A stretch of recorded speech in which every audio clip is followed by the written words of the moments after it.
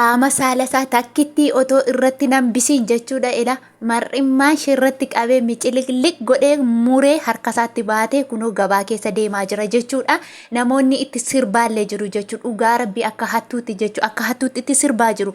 Garuu jechuudha namichi kun kutataa dhiira jechuun dhiira addunyaa kanarraati dhiirri akka kanaa hin argamu jechuudha. Maaliif Baaltaazaar akka kanaa ta'uu qaba ture sila.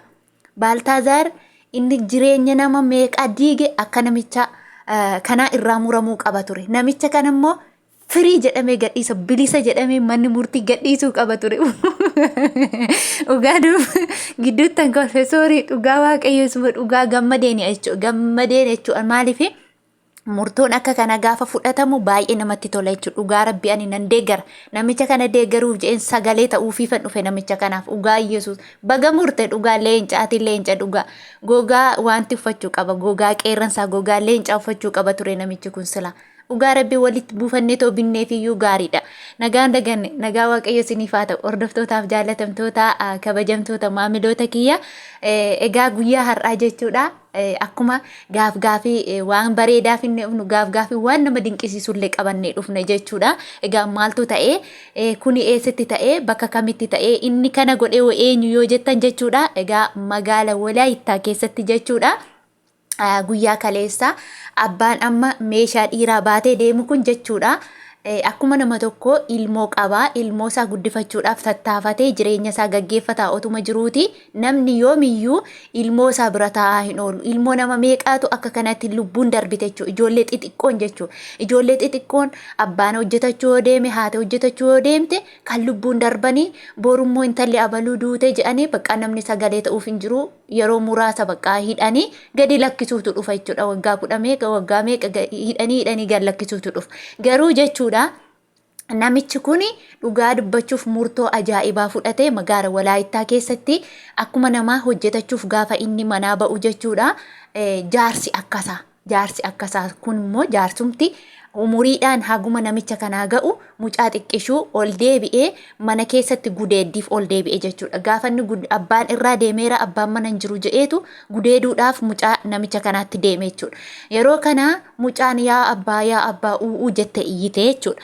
Abbaan maal jedhee gaafa ol deebi'u namichi mucaasaa gudeedee jira jechuudha. Mucaasaa sababa gudeedee jiruufi eenyuyyuu akkuma beekamu bakka namni tokko alasaa irratti nama dhiisu lubbuusaa dabarsa malee jechuudha. Kanaafuu maal godharee falaxaa fuudhee mataa namichaa keessa dhahee jechuudha. Mataa namichaa keessa dhahee falaxaa sanaatu immoo dhiisee sokke otoo hin taane erga falaxaadhaan dhahee namichi inni mucaasaa gudeede sun falaxaadhaan mataa dhahame jennaan achitti gaggabe jechuudha. Gaafa inni gaggabu albee fuudheetiin qimit godhee qaama saalasaa irraa muree jechuudha. Achumaan erga qaama saalasaa irraa muree etiin immoo gara seeraatti dhiyaate seerri immoo kunoo mana seeraa baadhuutiin mana seeraa dhaqii jechaa jiru.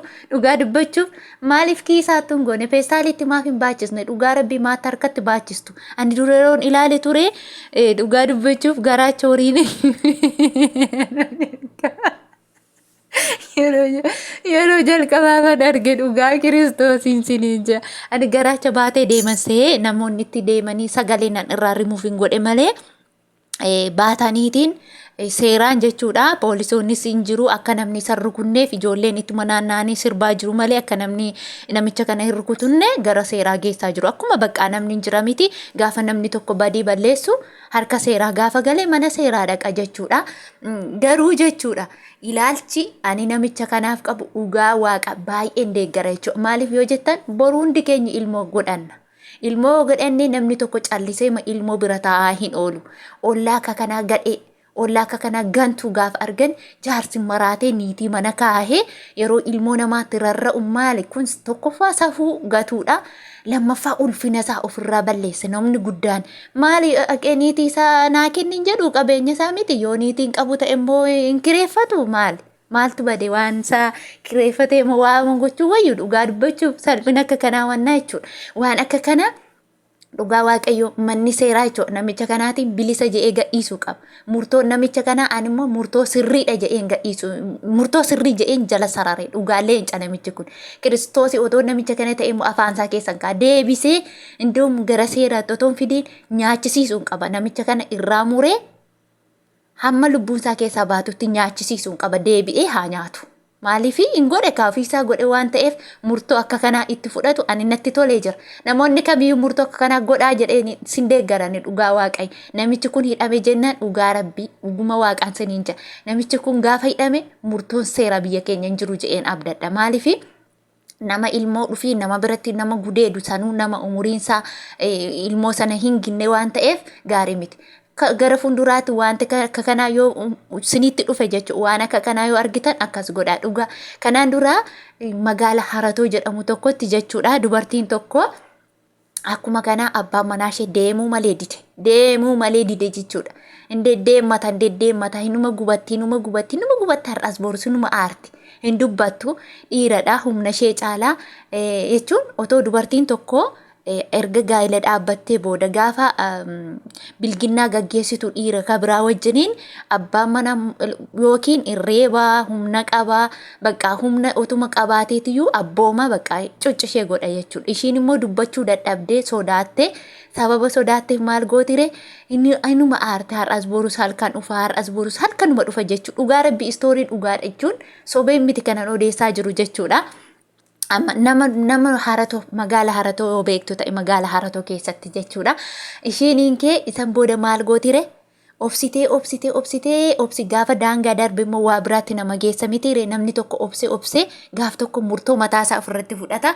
Dubartiin kun maal gooti akkuma durii halkansaa iddoo tolee iddoo ta'e oolee ufa jechuudha. Gara ganamaa isheetti dhufe jechuudha. Teessee midhaan isaa filaachuun eegdee dadhabde saayitiin sokkee jira.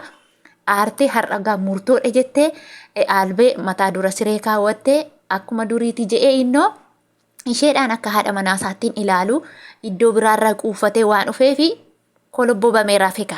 Maarreeka yaani haadha manaa kooti ishee aanin jedhu yansaa fedhiisaa fixatee dhufe waan ta'eef fedhii ishee eeguun barbaanne jechuudha.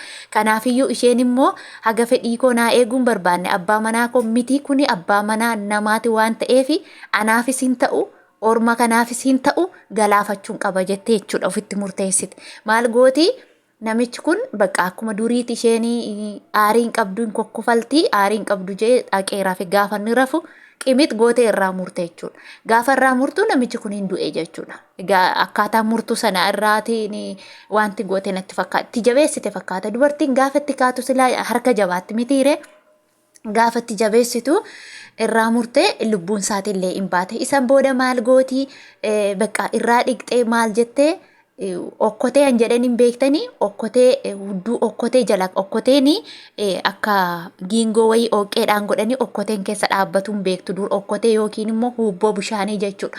Isa jala buuste jechuudha. Gaaniifaa kan jedhan beektu miti diinqa boolla qofforanii keessa kaahanii akka durii akka aadaa durii siniin jechaan jira kun tureera seenaan kun amma isaaniin kee namichi kun maal ta'e jennaan hin du'een dhukkubsateetiin innoo du'ee ala tuuluma bakka yaanii dhukkubsateetuma du'ee diingatanyaa jettee boosse ufuma ishee gadi baatee iyyite jechuudha. Gaafa gadi baatee iyyitu namni dhugumadha jedhee boo'ichuma isaa booha malee namni tokkollee akka isheen qaama saala isaa murte hin beeku jechuudha. Kanaafuu akka carraa ta'ee lukkuun tokko qoroqortee hudduu okkotee sana jala baastee otoo namni iddoo reeffaa taa'aa jiruuti meeshaa namicha kanaa afaanitti baattee nama keessa deemte. Achumaan namni lukkuu sana qabee akka meeshaa dhiiraa ta'e ilaalanii isan booda isa ilaalanii namicha ilaalanii namichi kuni qaamni isaa akka muramee du'ee baramee jechuudha. Achumaan dubartiin kun hidhamte malee hin ajjeefamnellee ni hidhamte jechuudha. Kanaafuu namni gaafa aare murtoo akka kanaa namarratti fudhata.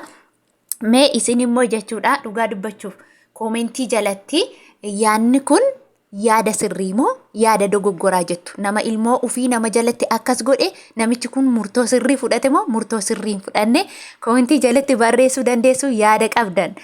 Qeeqa qabdan kun safuu miti. Namoonni tokko safuu cabsite yaabee maaf safuu akka kanaa dubbattee maaliif safuu cabsite jechuu dandeessu. Dhugaa rabbii kun safuu miti. Gaafa namni tokko du'e namaa boo'urra gaafa wanta akka kanaa namatti dhufe sagalee ta'anii wanti kun itti fufuu qaba. Namaaf barumsa ta'uu qaba. Namoonni boor kana gochuuf deeman meeshaan koo akkas ta'a jedhanii sodaachuu danda'u waan ta'eef barumsa guddaadha. Dhugaa rabbi kun barumsa guddaadha. Miidiyaa guddaa irratti otoo gadi bayaan koo miidiyaan kiyya xiqqoodhuudha. Miidiyaa guddaa irratti otoo ba'ame barumsa warra baalageef ta'a jechuudha. Warra baalagee ilmaan namaa akkasitti karaatti hambisaniif iyyuu ni ta'a jechuudha. Kanaafuu namoonni yaada positii faallaatti deemtaniiti maaf waan qaanii qabu akkas dubbattee jettan immoo dhiifama siniin jechuun barbaada turtii.